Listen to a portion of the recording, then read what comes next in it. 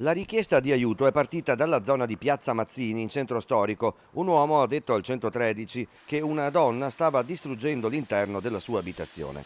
Nell'appartamento gli agenti hanno incontrato una cittadina rumena di 37 anni in preda ai fumi dell'alcol ed in evidente stato di forte agitazione. L'uomo ha detto agli agenti di averla conosciuta qualche giorno prima in un bar e di averla fatta poi entrare in casa sua come collaboratrice domestica. Sul pavimento c'erano cocci di vetro di bottiglie di birra e vino mandate in frantumi.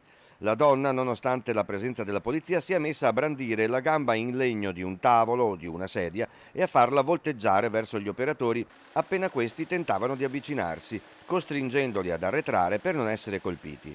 Non volendo sentire ragioni, i poliziotti hanno tentato di fermarla con lo spray al peperoncino, nella speranza che gettasse l'arma. Una mossa che non ha dato gli effetti desiderati, anzi la giovane ha continuato a roteare alla cieca il bastone.